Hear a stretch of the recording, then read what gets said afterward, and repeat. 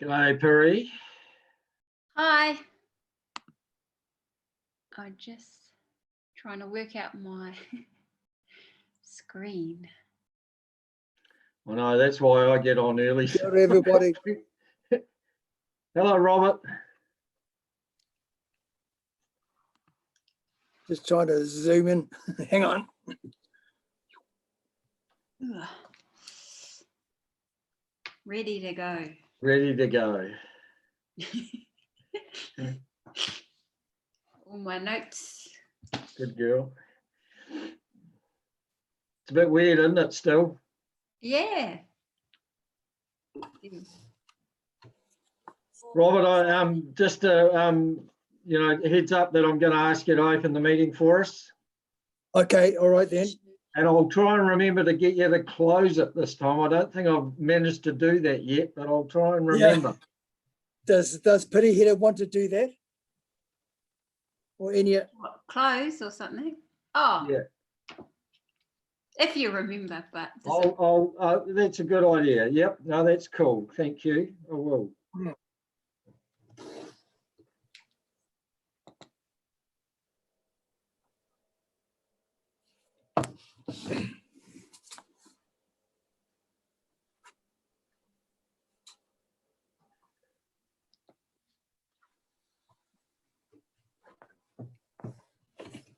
So you've been managing all right, Robert?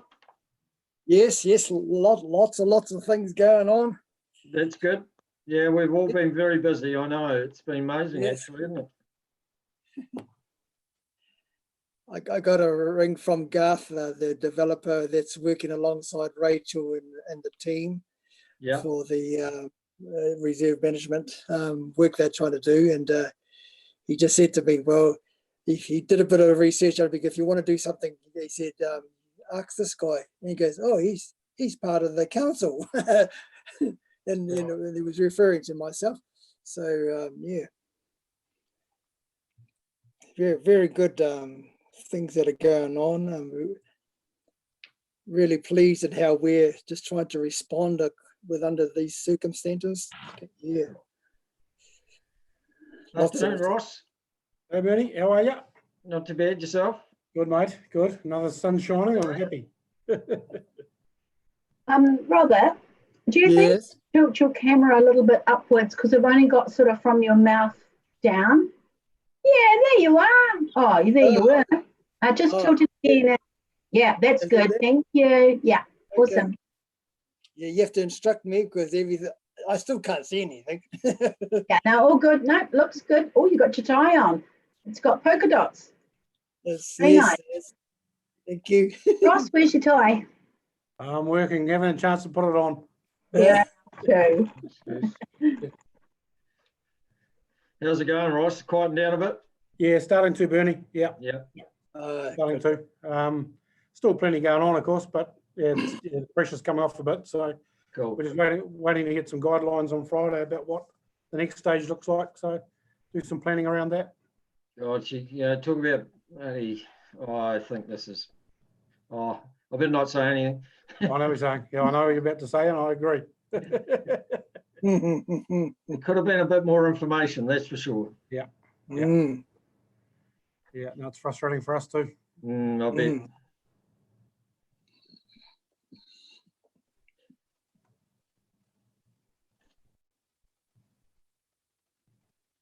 So are you going to be all right for next week? Ross, are you going to, with the hearings? Yeah, no, I should be fine. I'm just making some arrangements to get someone to stand in for me up here. Cool. I'll take I might take my 2 days off. Go try and get 2 days off per week. So I'll try and take them around. Right, okay. Tuesday, Yeah. Thursday, and I think, yeah. So, yeah. Tuesday, Thursday, yeah. Yeah, Tuesday, Thursday, is it? Yeah, right. Yeah. So I'll have a look at that and get that sorted. Yeah. Yes. We're Or is it real- Wednesday, Thursday? Hang on, it might be Wednesday, Thursday, isn't it? It's Wednesday, Thursday, yes. And don't Yeah. forget you're live already, eh, guys? What, sorry? Don't forget you're live already. Oh, we are? Okay. Thanks, telling us, Sue. Do you know if there are people watching at the time.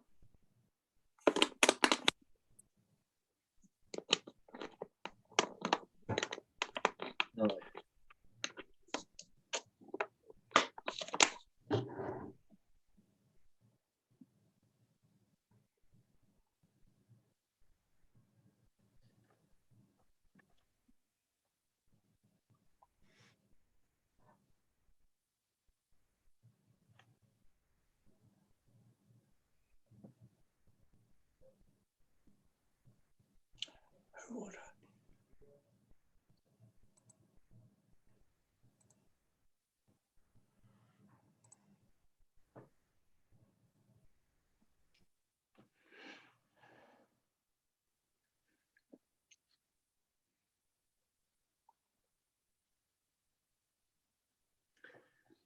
A few people cutting it fine.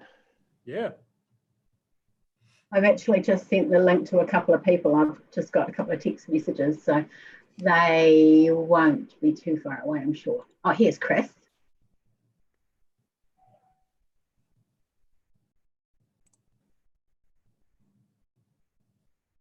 Afternoon, Chris. Oh,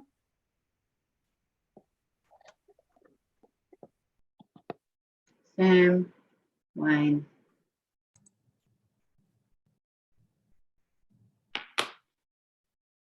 Afternoon, Wayne. Joe. Hey, Benny.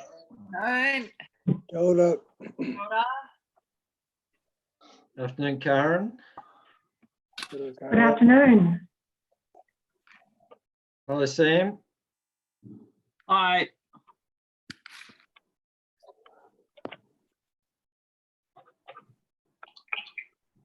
Hello, David. David.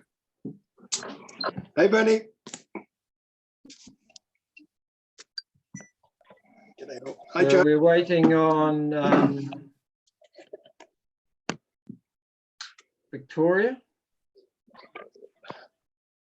There she is.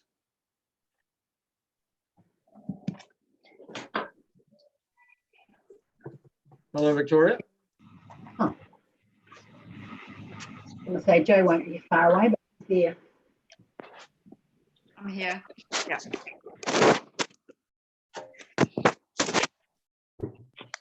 Someone's missing.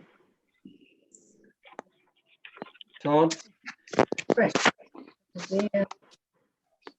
Keep jumping around the screen, guys. It's hard to figure out who's missing. So Todd's the only one I can see. Oh, I've just let in.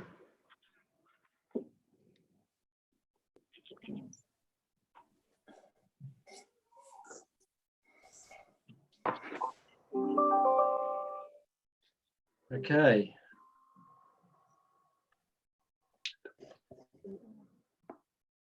All right, everyone. I think we are all here. So let's get this underway. And welcome to you all. Welcome to staff. Welcome to anyone who is watching us live. Welcome Tricia as well from the Foxton Community Board. And could I invite Robert, please, to start the meeting off? Thank you. Kia ora tātou. Ki inoi tātou. E te atua e kaharawa. Kei te whakamoimuti mātou ki a koe e tēnei rā. Hapai tia tō manaki tia tō tātou whānau hei mua te korowai. Te korowai araha tō tātou ariki, ihu koraiti. Tēnei te mihi ara ki a koe e te pāpā, tēnā koe, tēnā koe, tēnā koe. Kia tau, kia tātou katoa. Ia te whai o tō tātou ariki a ihu koraiti. Me te aroha o te atua. Me te whingatakitanga. Ki te wairua tapu. Ake. Amene. Amen. Thank you, Robert. And as I said, welcome everybody to our second Zoom council meeting that we've ever held, official council meeting, and look forward to a good discussion and debate this afternoon. So, any apologies, please, Karen? No apologies. Just noting that we do have an apology from the chair of the Foxton Community Board, David Roach, and sitting in his behalf is Tricia. Welcome, Tricia. Any late items?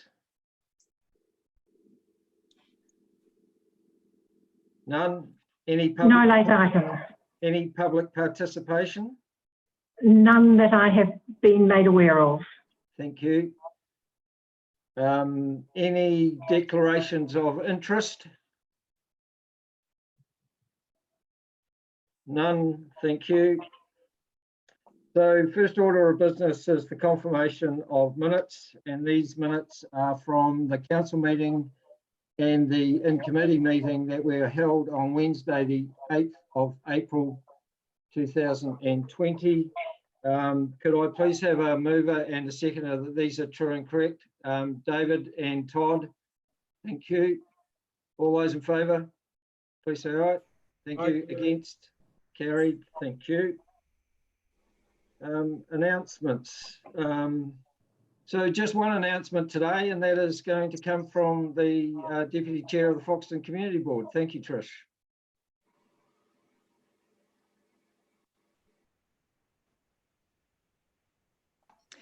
Good afternoon, everybody. Foxton Community Board meeting on the 30th of March was cancelled due to the level 4 lockdown, and Zoom meetings weren't up and going at that stage. We did have a Zoom briefing for the board on April the 20th, where the board was updated about the Foxton Beach Wharf project. Parks and property update was given to us by the staff. And we had many questions as to aspects of the different aspects of the plan and road safety concerns around Seabury Avenue. These were forwarded on to the officers. We also worked on finalising our annual plan submission. Ted Milton and Janine Smart were also in attendance to talk to the Foxton Beach Progressives Association's their submission for the freeholding fund to pay for security cameras down Foxton Beach. The association requested 100% funding for the camera project with an estimated cost of between 50, maybe up to 60,000. Now, the current freeholding policy is quite clear that to maintain a sense of community responsibility, ownership and fairness, the fund shall not be the sole source of funding. But the board did agree to make an exception in this case and pay for the full cost of the project up to the value of $60,000, and there was no more after that.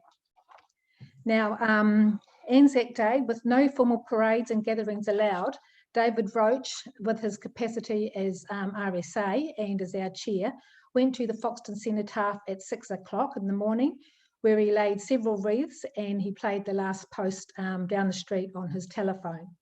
So that was quite nice. If you were around, you could hear that. Now, our next community board meeting is set for May the 25th. Hopefully, we'll be on a level that we can actually have meetings. If not, we look forward to our first Zoom meeting. That's it, really. Any questions? Any questions or comments that anyone would like to make? None that I can see. Okay, thank you, Trish, and thank you for standing in for David today. My I pleasure. appreciate that. Thank you. So now moving to the page 7 of the agenda, the proceedings of the Finance, Audit and Risk Committee from the 29th of April 2020. Move receipt, please, and second of receipt of these minutes. Thank you, David. Thank you, Sam. All those in favour? Against? Carried. Thank you. Just noting that we do have some issues for consideration that will come up through the agenda as we work through it. Also, the minutes from the proceedings of the Emergency Committee held on the 29th of April 2020. I'd like to move receipt of those minutes, please, those proceedings. Joe and Christine were members that day, so thank you. All those in favour? Against? Carried. Thank you. Okay, moving to page number 19 and the mayoral report. Just as taken as read, and you'll note that despite having no face-to-face meetings or visits to the building, that there have been a number of things taking part. Does anyone wish to add anything on their behalf or what they're doing? Victoria, would you like to update people, please, on the what's with the Wellbeing Committee? Yeah, sure. Thank you, Mayor Burney. So we have a scheduled meeting for next Tuesday that we're doing virtually. We've sent the invite out to most of the stakeholders there, and basically we're going to have discussions around what the recovery plan may look going forward. We're going to have that discussion with the members and organisations that are taking part, and we will have an update from them that day as well regarding their organisation and groups, what they've been doing in the last few weeks. So we'll be able to report back after that's taken place. Thank you. Anyone else wish to add anything? Okay, so can I just, I'll move the receipt of my report. Could I have a seconder, please? Thank you, Todd. All those in favour? Against? Carried. Thank you. So now moving to page 21 of our agenda, the monitoring report. Could I please have a mover and seconder that this report be received? Thank you, David. Thank you, Wayne. So all those in favour? Thank you. Against? Carried. Thank you. So I'll hand now to the Chief Executive to maybe make some comments or answer questions that councillors may have. Thank you, Your Worship. Just one update, and that's in relation to item 20/120. So we have started the consultation process. The submissions close this Friday. So we've worked, the officers have worked quite hard over the lockdown period to directly contact all of the local food businesses and planning agents and make them aware of the consultation process. And to date, we haven't received any submissions.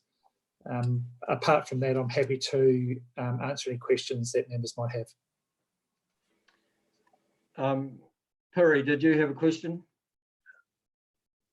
Yeah, on page 22, the local alcohol policy, as you can see, the consultation period's been extended to the 21st of May.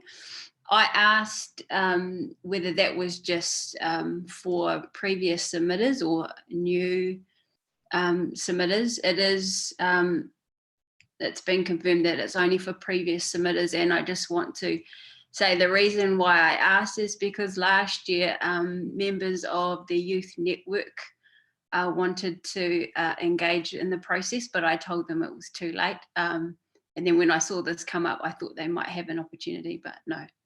So thank you. Thank you. Anyone else? All right, thank you. So moving on now to item regarding the phase 1 COVID-19 relief response update. Could I please have a mover and a seconder that this report be received? Thank you, Todd. Thank you, David. So I believe the Deputy Chief Executive, Nikki, is here to answer any questions or take comments. Or Nikki, did you want to say anything in the way of introduction to this report? Thank you. Good afternoon, Your Worship and councillors. Just really to say that the purpose of this report was to provide you with an update. The key updates, there's two parts. One was in response to the areas in which council had requested that we brought actions and information back to the elected members as part of this council meeting. And you will see two of those items are actually within the agenda. So I won't go into detail on those, but it did serve a purpose of providing the information to you as an update. The second part of the report, and I will take that this is read, was to provide you with key updates with regards to two areas of our community facilities in particular, being the aquatics area and the libraries area. And that's really in recognition of those two facilities providing support to our community throughout both Alert Level 4 and Alert Level 3, although our doors are closed. These are areas in which both the community and elected members have been interested or questions have been asked, and therefore this was to serve the purpose of providing you with those key updates. Other than that, I'm happy to take questions. Anyone wish to ask a question regarding the report? Todd. Hey, Nikki. Hello, how are you? Thank you for your report. When does the, for the aquatic centre I'm talking here, the resealing of the pool, is that started yet, or do we have a start date on that?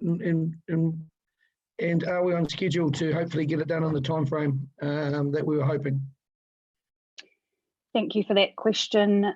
Yes, I can confirm we are on track. In fact, work commenced within the site this week. So we have actually had the contractors within there. The pool is drained. All of the prep work is underway. I have actually been able to see via Zoom today that work in action, albeit not the same as being on site. So at this stage, we haven't come across any concerns or anything that would lead me to believe that we are not completely on track as we had intended with that work.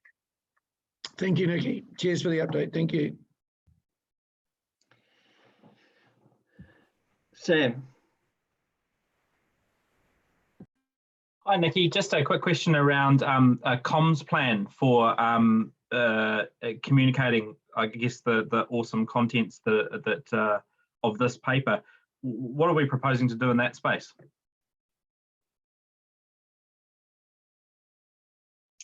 Thank you for that question, Councillor Jennings. So, look, there has been some comms with regards to some of the items that are covered in this report, which have been released, be that via, as mentioned, for example, our newsletter with our libraries database, where we have covered off directly with that database what we are doing. Your point is acknowledged, however. I feel the content of this report, and obviously in writing it, was to serve a purpose in updating the elected members, but obviously the community who would read it as well.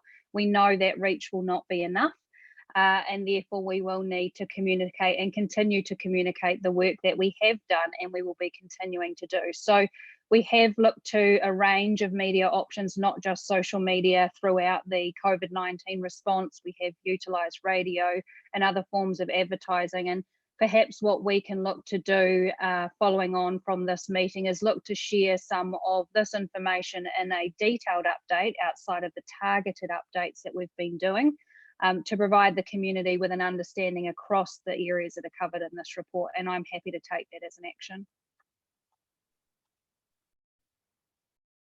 Did I see Victoria, you wish to say something? Oh, yes, thank you. Yeah, thanks, Nikki. Page 27 under the libraries update, which was very detailed. Thank you. It made really interesting reading. Around the Skinny Jump subsidised broadband initiative that we obviously implemented there. Just wondering if we had any feedback regarding that initiative. Thank you, Councillor Kay Simmons. Yes, we do. I can provide you with a further update to the information that is included in the report. So the update this week is that we've now fielded approximately 123 inquiries, and we have been able to successfully convert 94 of those into direct sign-ups, which is obviously wonderful from our point of view. And we are fully aware that that number will continue to rise. So the amount of engagement we are having on this matter is obviously something that would suggest we will continue to see that over the coming weeks. We also, just interesting to note, have had contact for probably about 10 to 12 people who are actually within the Kapiti Coast, and they don't have at this stage a Skinny Jump partner. So we've been able to also assist with directing them and providing some advice, although they are out of our district. We have received a lot of feedback from those people that we've been able to assist.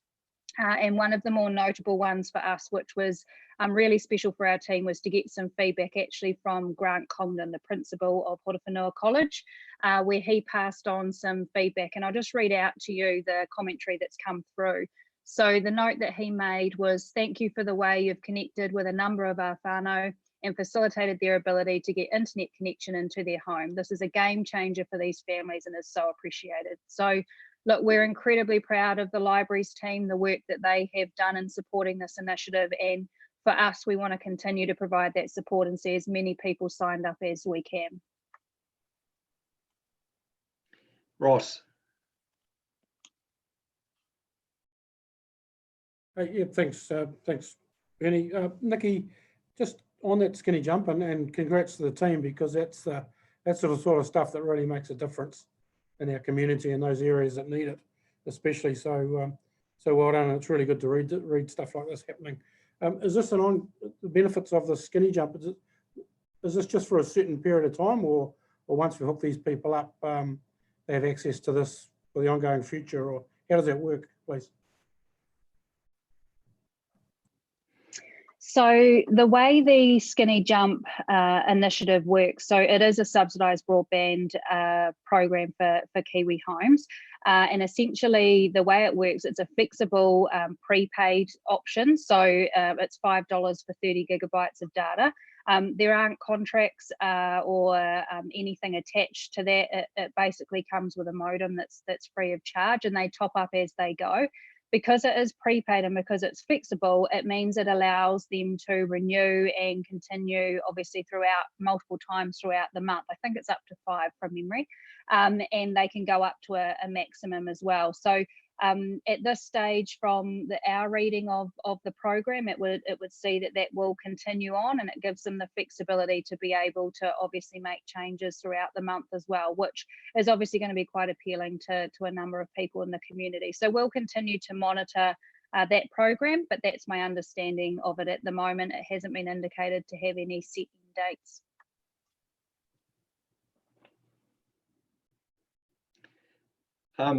Thank you. Anyone else there? Nikki, can I just acknowledge the work that's going in on especially the community facility side. The feedback we are hearing and seeing has been extremely positive from the community in terms of the engagement and the connection that you've made in that space. We are hearing nothing but good news, especially about the maintenance program that's been brought forward. And also a number of people in the library space are, taking up the offer of the ebooks and all that sort of thing. So thank you for that ongoing work, and keep it up. Cheers. Right, so we're now moving on to the Horowhenua District Council Civil Defence alert levels. Could I please have a mover and a seconder that this report was received? Thank you, Victoria. Thank you, Wayne. All those in favour? Against? Carried. I believe Andrew Howard, our Civil Defence Officer, is with us. So are there any questions or clarifications, or is there anything you want to add to this, Andrew? Thank you, Your Worship. Good afternoon, councillors. No, I'm happy to take any questions if anyone has any questions.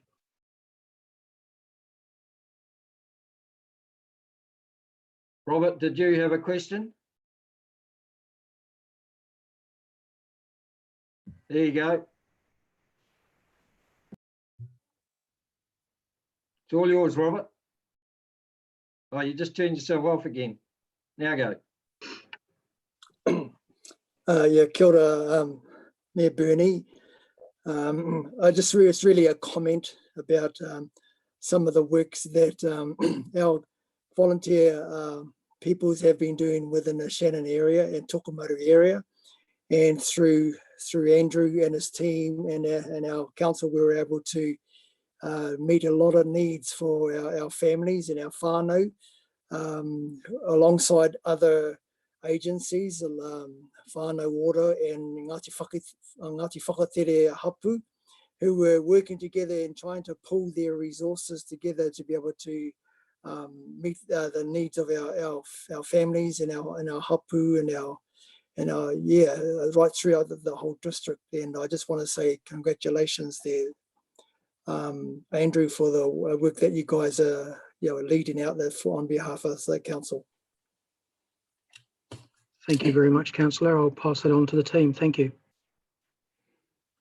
Anyone else? Todd? Hello, Andrew. How are you, mate? Just, yeah, mine's more of a comment too, mate. Thanks for your report. I'm very similar to Robert. In fact, I've only heard really, really good things that have come through this from you and your team and the Horizons guys and everyone that's been doing it out of Palmerston. So I'd just like to say well done, and please pass those on to all your members. Thank you. Thank you very much. I will do. Joe? Thank you, Mayor Burney. And similarly, I just want to say thank you. This information is really useful, and particularly as we move into a community wellbeing conversation next week, to have this as the background information to talk about where the alert levels sit and what the welfare numbers will be looking like. That's great to know. So thank you for providing that report. Thank you. Okay, thank you, Andrew. I didn't almost recognise you in a shirt and tie, I must admit. I didn't think civil defence people owned a tie, but it's good to see. Thank you for being with us today, and appreciate all the work that you're doing in that space. Thank you very much, Your Worship. Right, so the next item on our agenda is the draft rates postponement policy. Now could I please first move that we receive that report? Thank you, Sam. Thank you, David. All those in favour? Against? Carried. Now, look, there has been a number of people feeding back into this this agenda item, and after discussions with Joe and the Chief Executive, what I'm going to suggest now is that we leave this on the table. That we believe that there is quite a bit of work that needs to be done before we go out to consultation with the detail of a draft postponement policy. There are a number of things that we need to decide upon before that happens. The perception would be from the public, I think, if we went out today with the draft policy that was contained in the agenda, that it would give the perception that that was our preferred option. And that may not be, it may not necessarily be so. And rather than discuss the individual topics that may come up in the postponement policy, my suggestion is that we leave this on the table today, and in the preceding weeks before the next FAR committee meeting at the end of May, that we have a workshop that will discuss how we want this draft postponement policy to look. So that therefore we don't necessarily, so that we fully understand it ourselves. I mean, we have been, we don't want to rush these decisions and get it wrong. We want to take the time to make sure that we understand what we are actually putting out to the public. So is anyone like to support that or not? Sam? Yeah, absolutely support that course of action. Thank you, Your Worship. I had some sort of policy suggestions around extending the scope of the proposed draft. So I definitely agree with that approach. Thank you. Christine, did you fall off your chair? Are you all right there? No, I was just trying to prop my iPad up. Okay. Yeah, so I would support that too. Thank you, Mr. Mayor. Yeah, great to talk about it before it goes out, I think. Thank you. Todd? Yeah, 100% in support of that, Bernie. I think that's the wise thing to do for us as a council. Thank you. All right. David, would you like Can I just add one thing, and thank you for that support. We will arrange a workshop with the councillors to allow that sort of input to the discussion. I'm just thinking at the moment, Your Worship, that we might just have to bring that forward in terms of adopting a draft to allow us sufficient time to go out with that 30-day consultation period, because if there was going to be the adoption of this rates postponement policy, we'd want to do it early July. And if we leave it too late in May to actually finalise it, it might just mean that we're running short of time to actually have consideration from the hearing. So, but within the framework of our meeting schedule, we may have to just bring that forward a little bit in terms of adoption. But I'll confirm a workshop date in the next day or so. Thank you. Ross. Yeah, thanks, Bernie and David. I just wonder if, given we've got the hearings coming up, I think next week, I wonder if we can look at doing this perhaps one evening and getting it nailed rather than during the day, because I know personally my calendar is getting pretty full at the moment with lots of different things. So if we could look at an evening workshop, I think that would work for me. Hopefully, by the others. Well, so you're saying the weekend's okay? No, only joking. Only if it's late in the evening. At the moment. Yeah, I support what Ross is saying. Absolutely, and keen to see what the others think. Thank you. Joe, did you have a comment? Oh, just to say, I think the intent of having a rates postponement policy is very much about thinking of the wellbeing for our district, and I think that's the message that we're sending, is what else can we do as a council. But again, in any kind of recovery framework, it needs to be well thought out, and we need to be sure we understand what the implication is, both for the operation of council, but also what our ratepayers might be signing up for if they opted to use this policy. And there are some things I understand through the hearing process to expedite this. We could have it as a hearing of council, so it was part of the business of council, so we could make this, we could expedite it in that way. So I think I support, I'm certainly in favour of making this a bit more of a thought out process. Thank you. Can I therefore just ask for a show of hands that you are in support of this procedure? Right, that's unanimous. Thank you very much. Cheers. Okay, so CU will be in touch around a working group meeting. Thank you. Let's move on to 8.6, proposed schedule of fees and charges for 2020/2021. Can I please have a mover and a seconder for receipt of this paper? Thank you, Victoria. Thank you, Todd. And David, as Chief Executive, you've got anything to introduce this topic? Thank you, Your Worship. And there was just a couple of comments that I'd like to make before the councillors discuss this particular paper. This paper has been prepared on the basis of an indication that officers have received from council around looking at areas that we might be able to provide some support to our community as we go through the recovery process. And noting that at the last meeting, we considered two fee adjustments, and there was an indication come through from council that their preference was to actually have no fee changes on those two. And the report as such is tailored in such a way that it's leaning towards no fee adjustment from the 1920 fees going through to the 2021 fees. There is one element that I'd just like to bring to the councillors' attention though. And I'll just use one particular area of the organisation as an example, and that's the regulatory area. So at the moment, the private-public split, that's how much of our revenue is required through rates, or how much it's required through the user, or those people that are actually getting the direct benefit.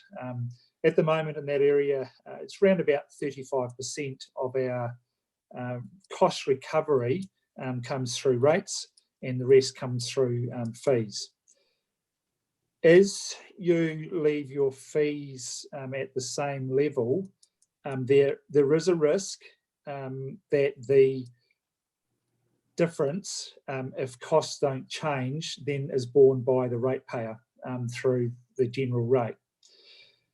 However, what the officers are now doing in conjunction with all of the work that they're doing around recalibrating the annual plan is to look to see if the council decide today to not have any fee increases for next year, how we can actually make the impact within that particular activity, and probably one or two others, neutral.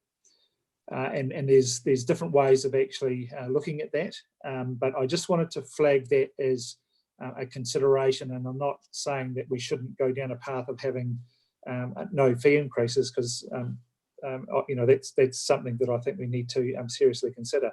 But I just wanted to highlight the risk that we might have if costs stay the same, and we are looking to recover all of those costs through a funding mechanism. It'll shift to rates. There are other ways of dealing with that, and we'll come back to council with some options as we're recalibrating the annual plan. Thank you, David. Questions and clarifications, Ross? Thanks, Bernie. Thanks, David. So my question's around, if we go ahead with a zero increase for fees and charges, what is the monetary hole in the budget? What is the figure? Do we know that? Look, not at this stage, Councillor Brannigan. Look, and the reason being is that we haven't been able to get a really good indication of what might happen going forward as a result of COVID-19 and activity maybe over the next 12 months. And I'll give you an example of that. When we did our budget for the draft annual plan, that was based on a fairly robust assessment of what we might get by way of building consents coming through over the next, you know, the period from 1 July 2020 through to 30th of June 2021. And that was completed in November last year as a first draft, and then as a second assessment in late February of this year. Now, things have changed, and we don't know what the impact might be. So it could be we're getting, you know, activity in that area might be 10 or 15% less than what we've forecasted. It could be the same. So we don't actually know what the hole might be until we're getting some better information, or you know, down the track, knowing what level of activity we might have. Look, yeah, look, it's a bit of an unknown, Ross. We can make an assessment today, and we have that included in our forecasted position at the end of this financial year. What we are not able to do is to accurately determine what the impact might be over the next 12 months from the 1st of July this year, because we actually don't know what level of activity might occur in that period. Joe. Thank you, Mayor Burney, and thank you, David, for that explanation. Look, as I understand it, this will lead into conversations that we'll be having as part of the deliberations around the annual plan, and where we see our levels of service and what can be done around that, and any impact that there might be on the general rate. So in the interests of a conversation starter, and having you know, been interested in how we can send a message across the district that we are thinking about where we can make savings and changes that will be beneficial. Bullet number 6 there under options, we have 3 options to consider. I'd like to put forward that the third bullet point, that we accept the proposed schedule that's attached to the report, which includes some fee reductions and some new fees on it. So that's my starting point for people for the discussion. That is the option that we go with. Thank you. Christine, were you wanting to say something? Okay, so couple of things really. So, just before you move on, Your Worship, can I just make a suggestion? I think just an indication from Councillor Mason is that she's moving, Right. that third option is put on the table. Thank you. And for the want of process, it would be good to have a seconder to that motion or not, to then allow a discussion on that particular motion. Thank you. David, are you indicating you would second that? Correct. Thank you. So, okay, so we have a mover and a seconder of option of the third bullet point in 6. Christine, sorry, you can now carry on. Should we not be, do we need to be discussing that motion first, or can I just ask my question? Well, we are discussing that motion, yes. But do you want to make, is this your point not in relation to that? Well, I did send in the question and asked where are costs likely to increase for council in the coming year, because we have got the annual plan deliberations coming up, or hearings coming up, and quite a few people are wanting the rates to be reduced, and just thinking that if we are going to think about reducing rates, also having 0 fees and charges increases, the money has to come from somewhere. So is this going to mean that we're likely to have to go into more debt to cover this, or can we somehow make cuts so that that doesn't happen? So, and that's what I was alluding to in the introduction, is that there are some options available to us, and conscious of the submissions that have actually come through to date regarding rate increases for the upcoming year. So options may very well include that we have to look at our costs, we have to look at our level of service in those areas that may be impacted as a result of not only this decision around fees and charges, but subsequent decisions during our annual plan deliberations. And there is an option, and a number of councils have actually done this, where they have had a fee income shortfall. They have covered that through the funding of that shortfall through debt, and that is still an option available to us. But I don't know whether that's actually required yet. We have already indicated that we may have to do that with some of our underfunding of our depreciation, but we won't know that position until we've actually done the recalibration of the annual plan and the discussion post the deliberation, post the submission hearings.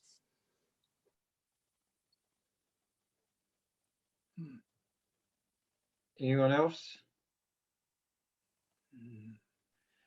Okay, I don't see anyone putting their hand up. So the resolution is that council proceeds with the fees and charges for the 2020/2021 year as per the proposed schedule attached to this report. This will include inclusion of new fees, reductions, and 0 increases for all remaining fees and charges. We have a mover and a seconder. All those in favour? Against? Motion's carried. Thank you.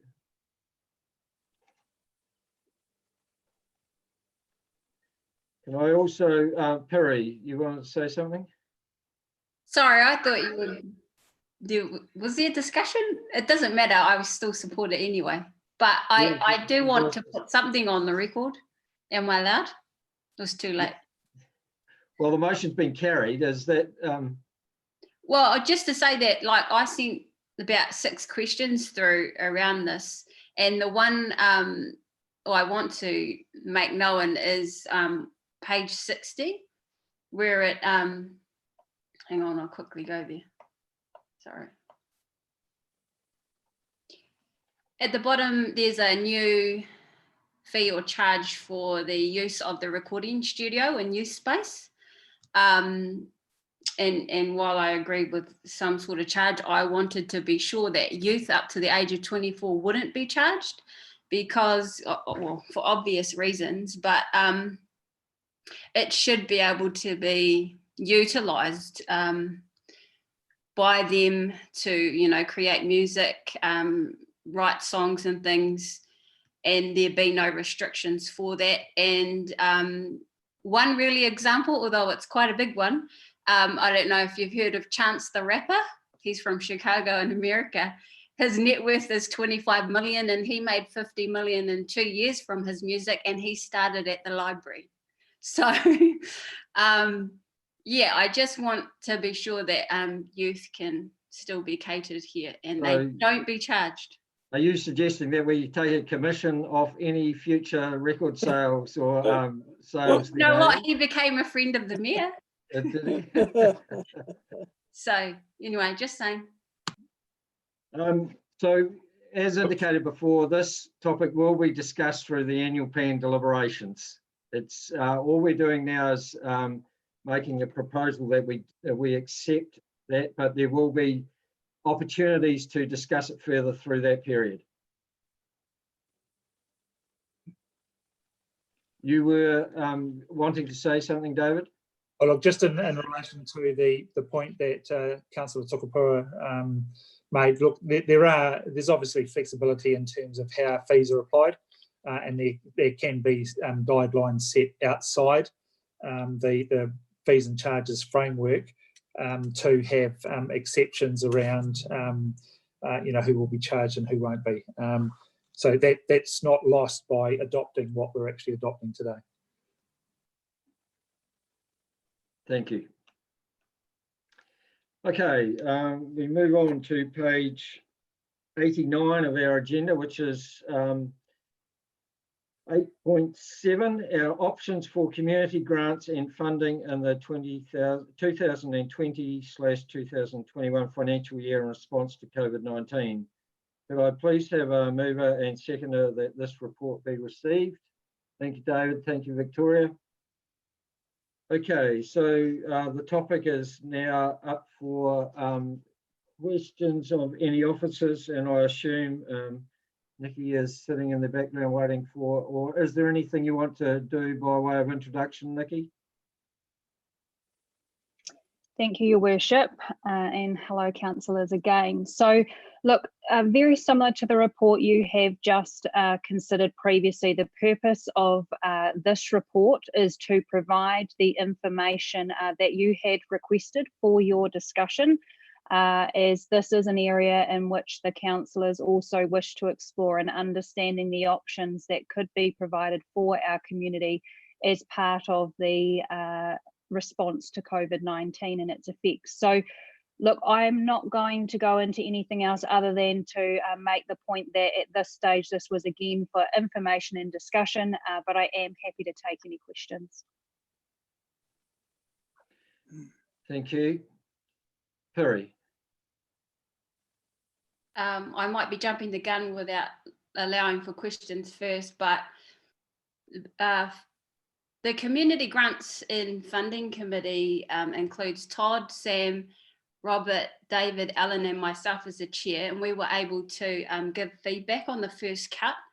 We did have a few amendments. The main one was to conduct meetings bi-monthly, but members may like to comment during the discussion. As you can see there's 3 options, and as a committee, we'd like to propose option 3 as the recommendation 2.3.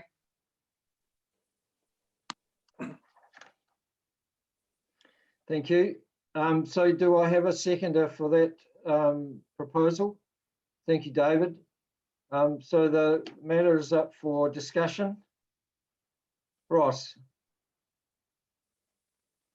Really pleased that the team at the committee got together to have a look at this, because I was reading it through trying to decipher what the benefits are here and there. You've got your collective heads together, so that's great. So perhaps someone could just really outline, if that's okay, Your Worship, what the benefits they see of that option 3 would be helpful. David. Thank you, Mr. Mayor, and could I acknowledge before I say my piece, Nikki, for the inclusive way that she brought the committee members into the discussion. That was very helpful, because it did lead under Pirihira's chairing some very useful coming together of minds. So thank you very much for that, Nikki. Good process, and also Pirihira, thank you for your leadership around it too and bringing us together. So in response to Councillor Brannigan, at the heart of this, the objective is, as the report identifies, that the grants have as its focus supporting community recovery. So it becomes a much sharper objective in that sense. Option 3, I personally believe in supporting it, that it allows us to be agile and responsive. The others are a bit too long term, and giving the moving feast that is COVID-19, the idea of the bi-monthly, giving sufficient space and time, but also being able to be responsive, seem to be the sweet spot. Just if I could just finish talking through some other thoughts I've got on it, and then I promise to go away. The criteria in the report on page 90, councillors will note is broad criteria. That's around those 2 bullet points where we talk about the criteria looking to prioritise applications, conducting projects, initiatives, organisations that support community recovery and are designed to provide future preparedness. And then the second bullet point, initiatives that are designed to encourage community connectedness and supporting local. So they're sort of aspirational, they're very broad, and my personal view is that we need to sharpen those criteria, and that would be a next step. The committee itself could then reconvene and bring some much clearer criteria which has a much sharper focus around it. For me, it's around, personally, just to flag, it's around focusing on the physical and mental health and well-being of our communities. It's some wording that captures those 2 aspects of recovery. What we would achieve by having sharper criteria is, without that, if we stuck with those broad objectives, the worry is that it could become either hit and miss or first come, first served. In other words, it's very hard to say no under very broad criteria. But if we say, look, this is really about putting that 143K to really good use around, for example, physical and mental well-being of our communities, then it makes the decision-making process a lot clearer and more accountable. So thank you, Mr. Mayor. Just a few thoughts on that. And thanks again, Pirihira, for your leadership, and Nikki too. And please don't go away, David. Anyone else wish to comment? Joe. Just a question, and thank you, David and Pirihira, for that explanation. And Nikki, I'm inclined to support the flexibility of bi-monthly applications, but you talk there about that applications will be open for as long as funds are available. Would there be a maximum amount, or is that's already laid out, or would there be a maximum amount per applicant, or how will that work?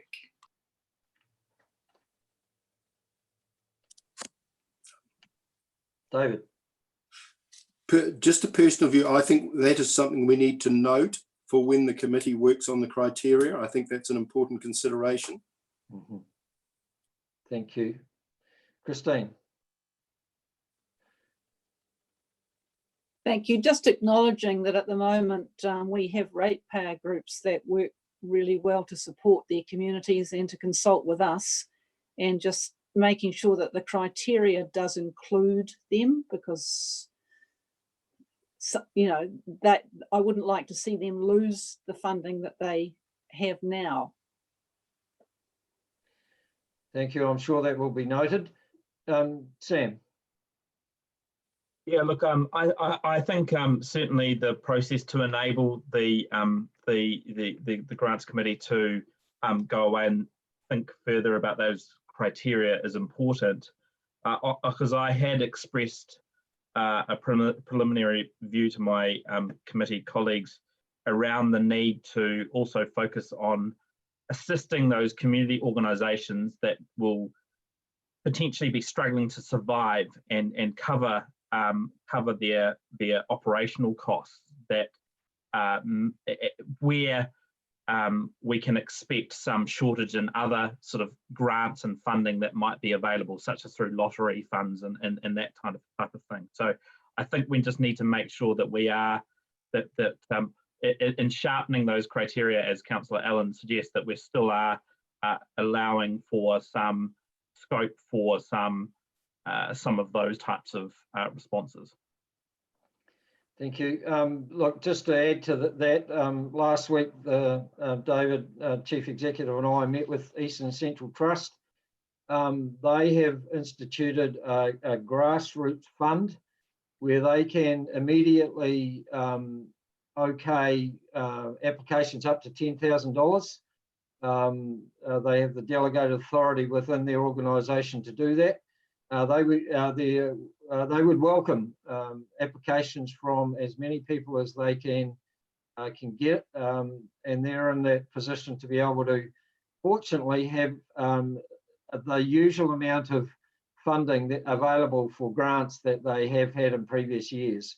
There will be links on our Facebook page and website so that community organisations can apply for that. So I would encourage those who are in immediate need to be able to go and do that. Would be good. Sam. Just through you, Your Worship, just a question for David, if possible, around whether we actually have any internal council resource that could assist people with actually making those applications. I understand that's something that officers might have assisted community groups with in the past. Could you just clarify that? Nikki, can you answer that?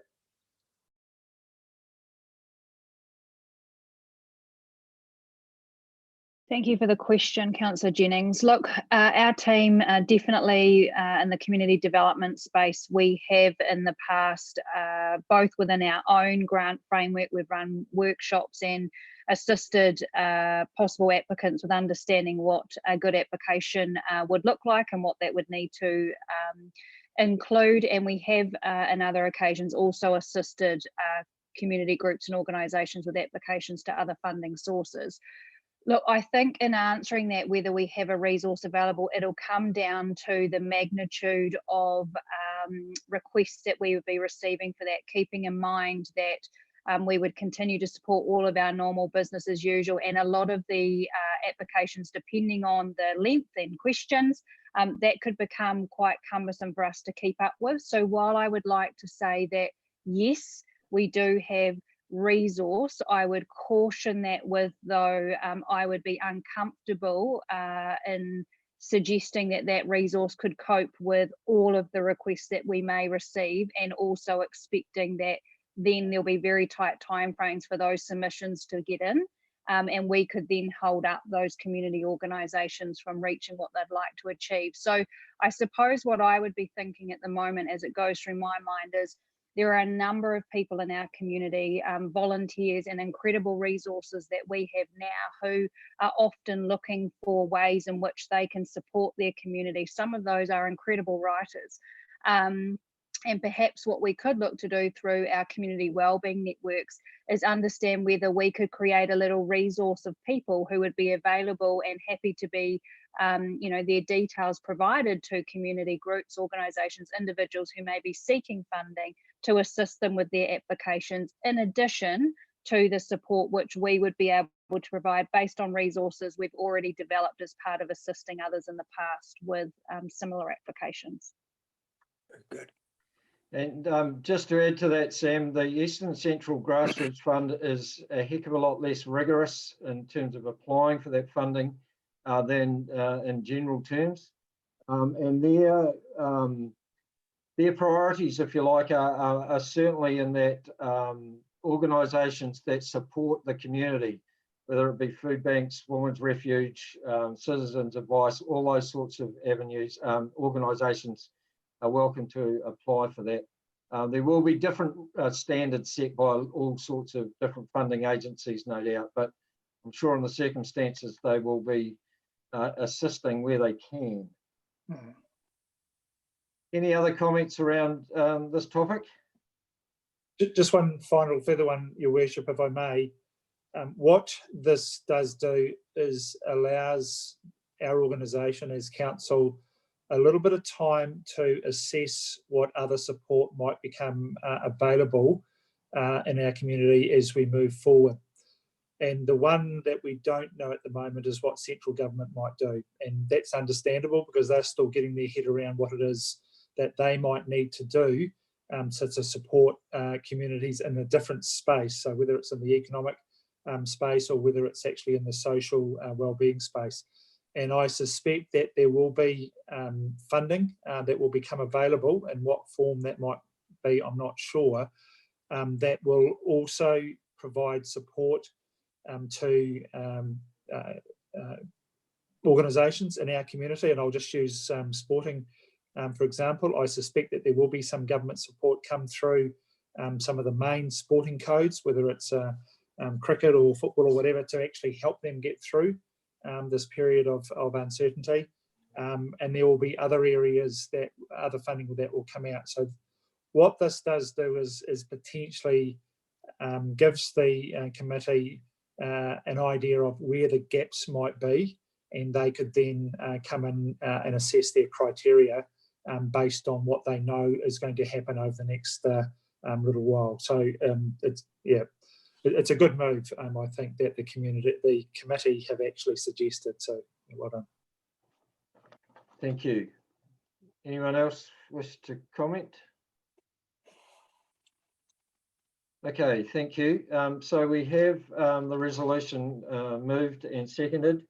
That we go with option 3 in the report, which states that we claw back all contestable grant funds and centralise into Community Development Fund, which should give a total of approximately $143,000 to allocate. Conduct a bi-monthly meeting for grant applications similar to regional funds. Therefore, applications will be open for as long as the funds are available. Although there might be a large number of applications, they will have to meet the criteria to be considered. This would require a defined outline for the new grant criteria in response to the COVID-19 pandemic and support for community recovery.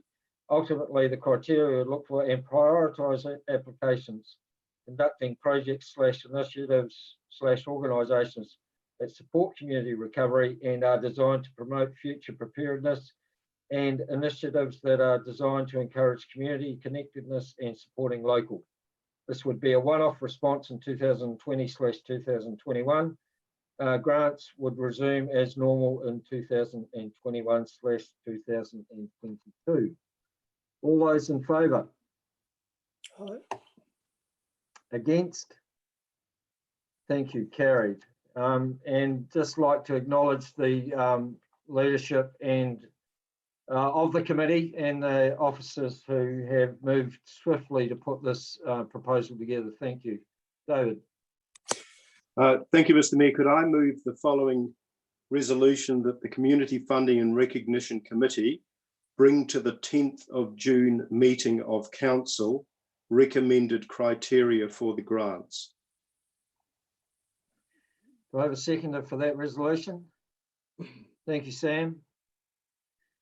Any discussion? All those in favour? Against? Carried. Thank you. Thank you, David.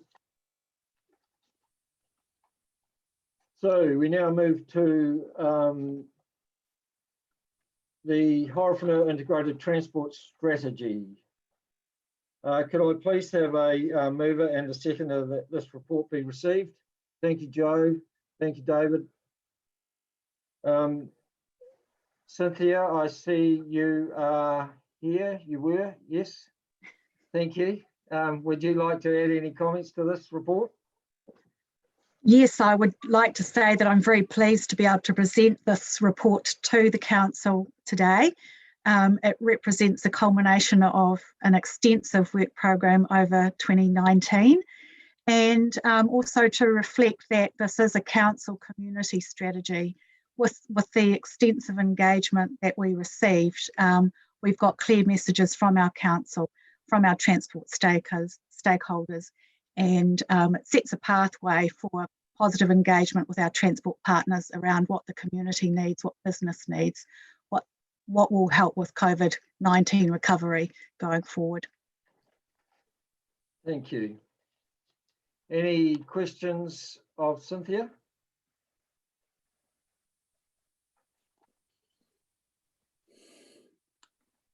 Piri. Yes, I sent through 14 questions around this report, and there are a couple that couldn't be answered at this stage, so I'd like to know when those answers would come available. And for other councillors, I'll just read what my questions were exactly. So I wanted to know how much it had cost for us to develop the hits so far, and what it would cost for that further business case. Yeah, so it's unknown, so I just like to know when. Thank you, councillor. It is, we do have those figures. It's just a matter of pulling them out of the budget and proofing that content. And in terms of the PBC, we have got some work done with the consultants who are helping us, and that shouldn't take too long to turn around. So realistically, a day or two would probably be enough to get that information through to you.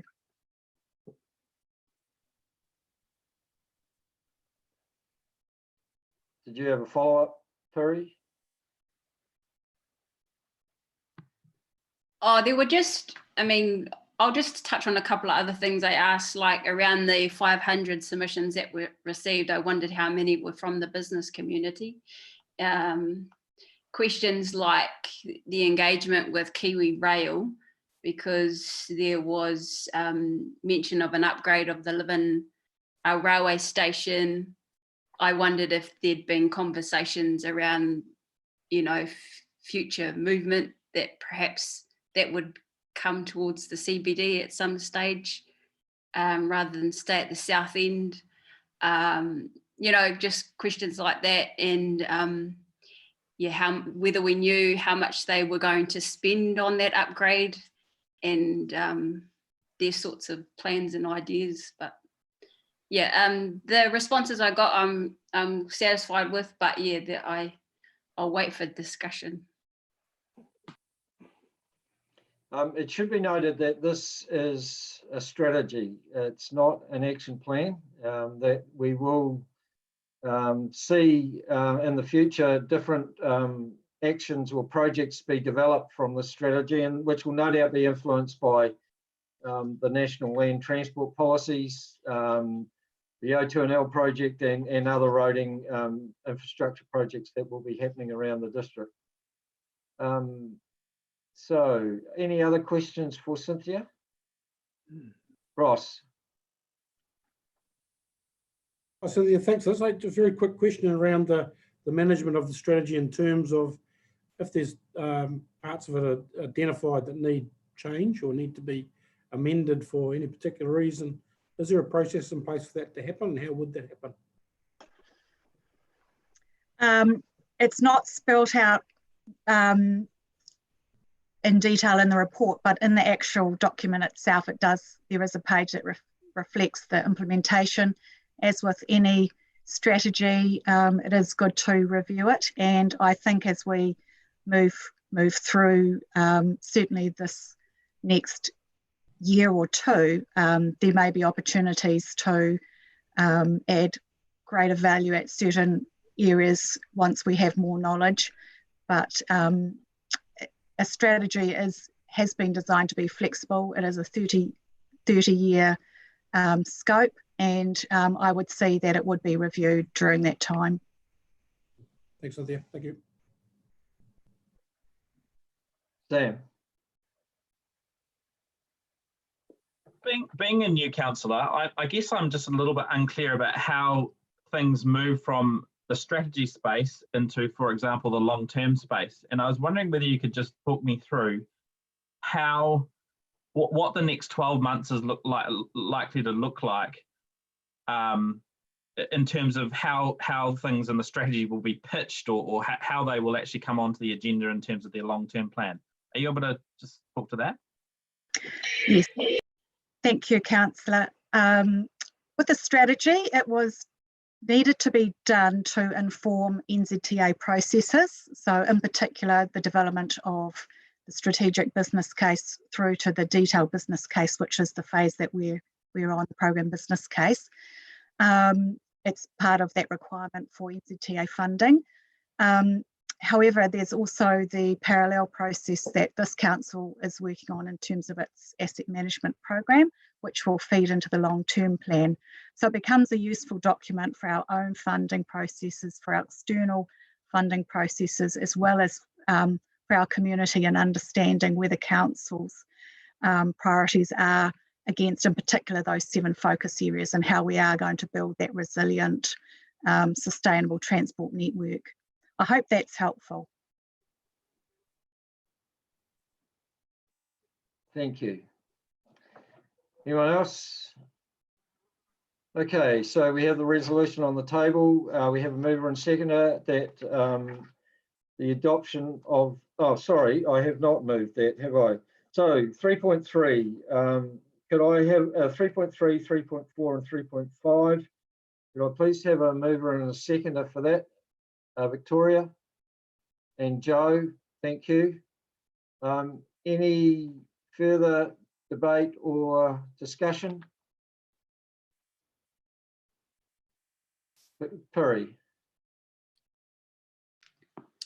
Yeah, so again, thank you.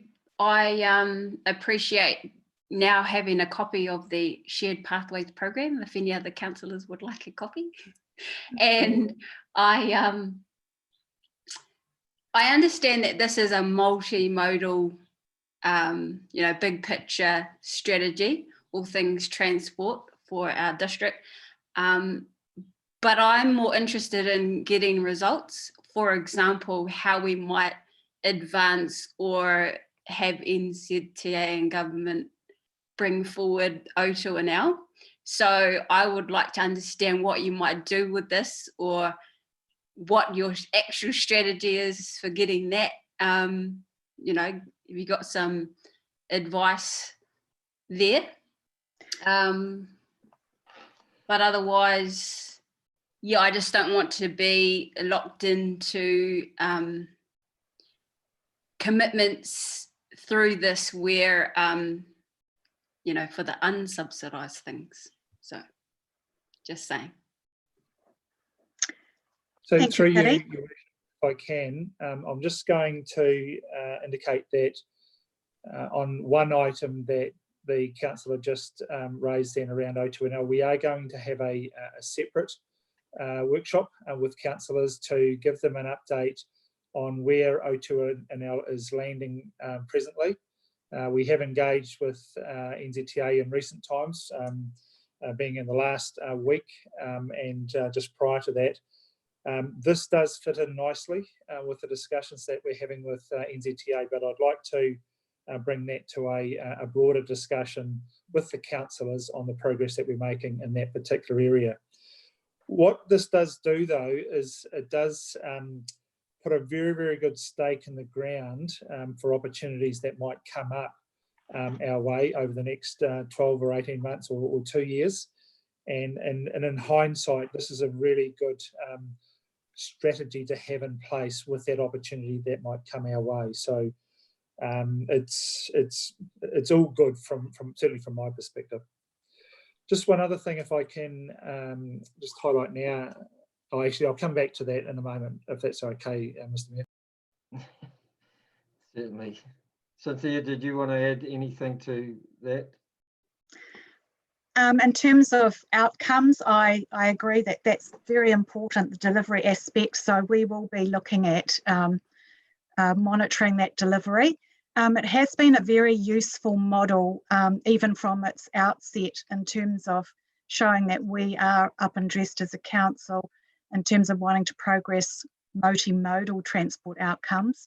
So from the get-go in 2019, we had a very strong advocacy program where we were engaging with NZTA, engaging with Horizons, identifying the issues and the concerns that we had, working with our the MPs up and down the Lower North Island to make sure that they're aware of our issues, and actually the NZ upgrade program, I feel is a very strong outcome in terms of that advocacy and engagement, that this council was serious about front-footing transport and making sure that we could transform the district through enabling catalyst projects. So it is an effective model. It's not just projects, it is advocacy, it's always being at the ready, and with having a strategy under our arm, we're well placed to actually prove that we've thought about it in a holistic, integrated fashion, that one thing isn't going to have a negative knock-on because we hadn't thought of it. We have actually dissected and analysed all the transport problems very, very generously, in my view. Thank you. Jo. Look, I just want to, it is a very high level document, and it is that document that's a vision, and the delivery and the how to, of course, is a separate matter, but just acknowledge the work that's been done. Really over 2019, several of the groups I'm involved in have had the ability to represent their views and thoughts to this strategy, and there's been very strong facilitation of the option to do submissions, and that's, you know, that's a high number of submissions that have come in. So thank you, well done. I've observed over that period of time all of the work that has gone into it, into this document. Thank you. I'd endorse those comments, Cynthia. Thank you for all the work that's gone into this. I know it's been a huge part of your role over the last 12 months or so. I think the engagement and consultation initiatives that have gone on have shown a pathway forward for a lot of different projects and strategies that are going to be playing out over the next few years. And I think it's great that we've now got a plan. We are being proactive. We are putting something on the table instead of reacting to everything that's happening. So acknowledge the work that you have done in that space. We have a mover and seconder of 3.3, that the council endorses the Horowhenua Integrated Transport Strategy and the Strategic Transport Outcome Statement for the Horowhenua District. 3.4, that the Horowhenua District Council adopts the Horowhenua Integrated Transport Strategy. And 3.5, that the Group Manager, Customer and Strategy be authorised to make minor amendments to the Horowhenua Integrated Transport Strategy prior to publishing. All those in favour? Thank you. Against? Carried. Thank you very much. David. Your Worship, if I could just add now, and it's probably something that we should have thought about before, the number of questions that we've received for this council agenda is the highest in my 14 years that I've been with council, which is really cool and really fantastic. And I do thank the councillors for the questions that they've submitted prior to the council meeting. However, I think it would be prudent for me to also circulate the responses that we've sent to individual councillors, so everyone's aware of the questions that have come through and the responses that have come through from the officers. And I'll get Sue Haere Te Pā to circulate those in the next day or so. Thank you. Thank you, appreciate that. And thank you all those that have submitted questions and queries. That does show that maybe lockdown is good for us all in terms of being able to focus on the roles that we have. Okay, moving on. We're now looking at page 101, and we have the Draft Water Supply Bylaw 2020. Can I please have a mover and second that this report be received? Thank you, David. Thank you, Ross. Okay. I assume, David, you and Kevin are playing, and Paul, maybe, playing tag team here with this document? We are, but can I just introduce this in the first instance, and I'm going to make a couple of suggestions moving forward. And I do thank Councillor Jennings for the input that he's made to this particular item.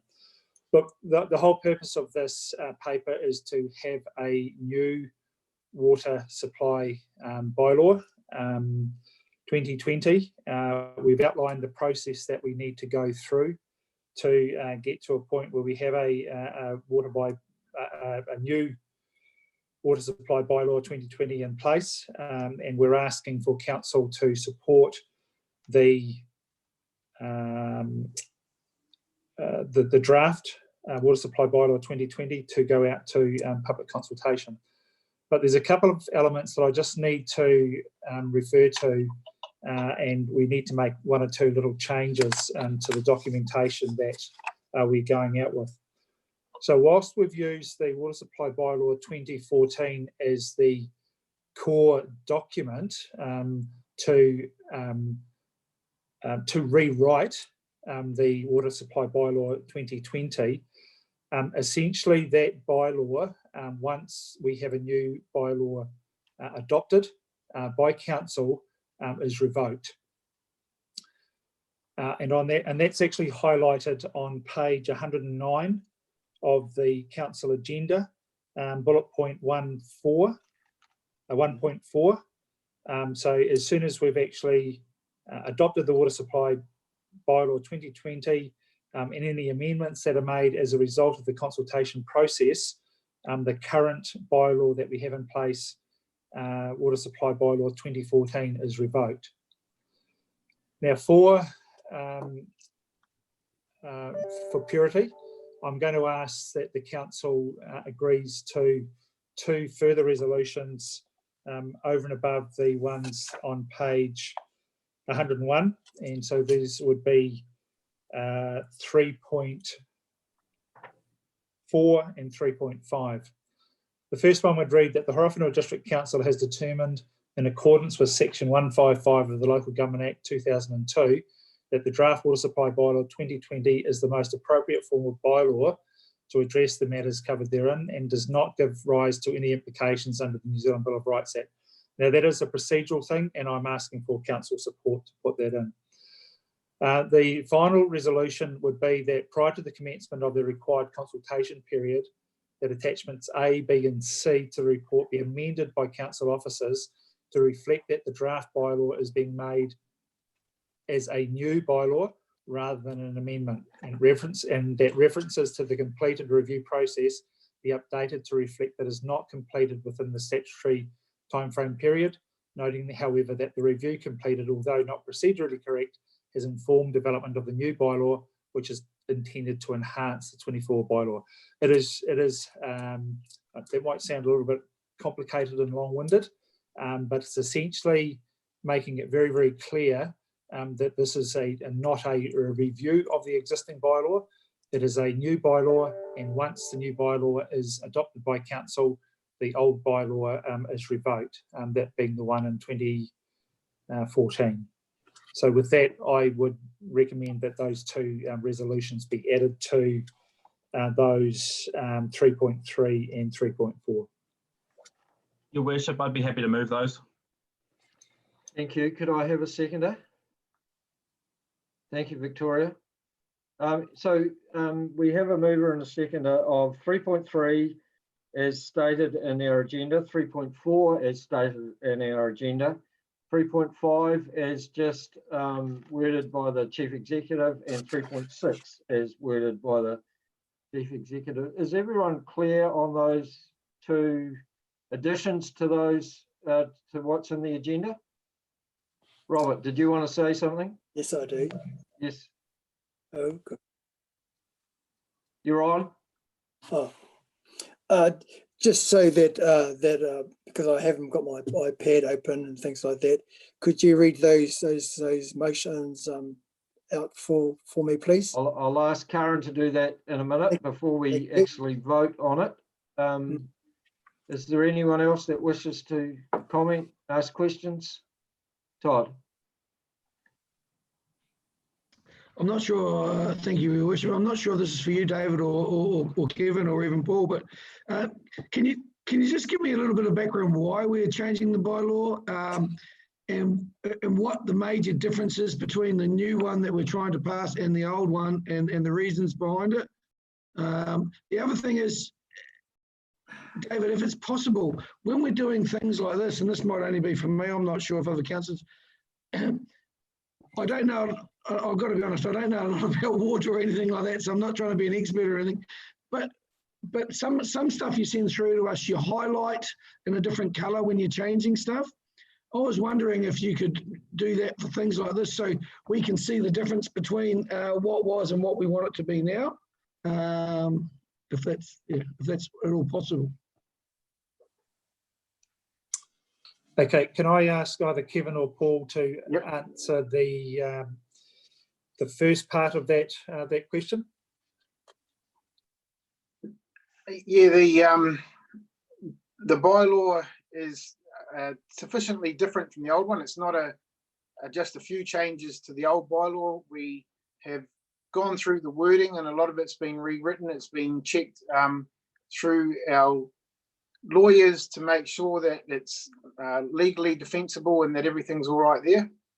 So it's not something that we could easily just do some highlighted sections of. It's actually a new document. So it's just the intent of the document and all of the things that we want are the same pretty much as the old bylaw, but this will just make it easier to use and much more easily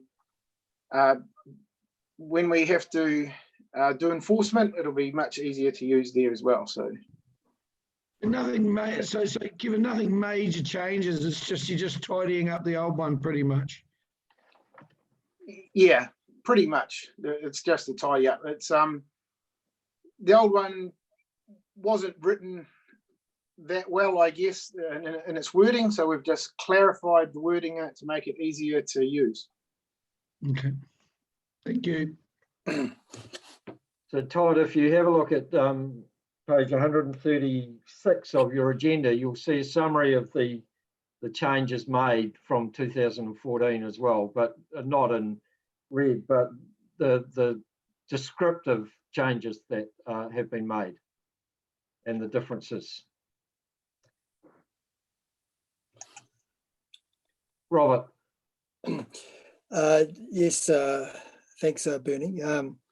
Just a question, I don't know who the question would be to, but just a question around treaty claims for some of the iwi that are still going through the process. Has these have these been taken into account? How iwi going to sort of respond to some of the water issues and the modi and of the water and things like that? I'm not too sure who's going to answer that. Yeah, so I'm happy to answer that, Councillor Ketu, and through you, Your Worship. The discussion that Councillor Ketu has just alluded to is more likely to come through discussions through the Horowhenua Water Working Party. This is a means to allow us to take certain actions around water use and things like that, but the ongoing discussions that will be required under the treaty obligations will come through the Horowhenua Water Working Party. In fact, there will be representation of iwi on that working party. We have, through the hapu meeting that we had with Rakawa on Monday night, have alerted them to the proposed bylaw that's coming through, and asked them to, if they choose to actually submit to this during the consultation process. And we're more than happy to engage with them directly if they have any queries or concerns. Thank you. Anyone else? Thank you. Karen, could I please ask you just to read out 3.5 and 3.6 again for us, please? That the Horowhenua District Council has determined, in accordance with Section 155 of the Local Government Act 2002, that the Draft Water Supply Bylaw 2020 is the most appropriate form of bylaw to address the matters covered therein, and does not give rise to any implications under the New Zealand Bill of Rights Act 1990. And 3.6, that prior to the commencement of the required consultation period, attachments A, B and C to the report be amended by council officers to reflect the draft bylaw as being made as a new bylaw rather than an amendment, and that reference to the completed review process be updated to reflect that it is not completed within the statutory time period, noting, however, that the review completed, although not procedurally correct, has informed development of the new bylaw, which is intended to enhance the 2014 bylaw. Thank you. So we have a mover and a seconder of those two parts plus 3.3 and 3.4.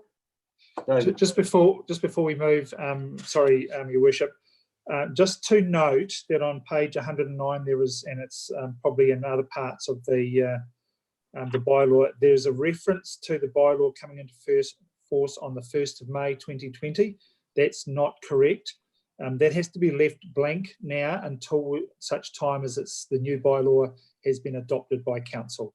So just with that in mind, just noting that that reference to 1 May 2020 won't be included in the documentation that goes out for consultation. So it will be the date we formally adopt the bylaw. Thank you. All right.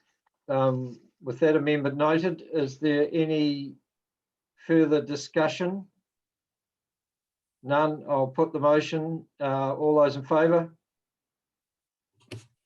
Against? Carried. Thank you very much. Thank you, Kevin. And thank you, Paul. Good to see you have a tie on as well. That's something I'd never seen either. So that brings us to the end of our agenda. I'd like to thank you all for your attendance this afternoon. Thank you, staff, for your input. Thank you to those members of the public who are tuned in and watched us this afternoon. We look forward to seeing you on next Wednesday at our annual plan submission hearings and Thursday. David, I see a raised hand. So just a question around the process, Mr. Mayor. There's been some terrific questions posed by individual councillors to staff, to officers, and during the course of this meeting, the replies have been sent through to us. I just wonder if any councillor would have an objection where in the future questions and answers are put through that they be circulated as a matter of course to all councillors. Again, just prior to finishing that statement, I need to acknowledge that there's already really good practice, I know, with our CEO and others where they know councillors have a particular interest in a subject that they do it. But my question is, why would we not make that a matter of course? I really think it will help make us all more informed for every meeting from now on. I'm just seeking a procedural perspective, not to hear from councillors if they agree. That. Yeah. Yep. And thanks, David. I think your comments are noted, and I know generally that is often the practice, but not always. But we will do that. So thank you all. Perry, could you please formally close the meeting for us? Okay. Thanks. Good to see you all. And I'll see you later after this. Kia tātou katoa te ata whai o tō tātou ariki a Karaiti, me te aroha o te atua me te whewhinga tahitanga ki te wairua tapu ake āmine. Thank you. See you all shortly. Thanks, Chair. Thank you. Thanks, Chair. See you, everyone.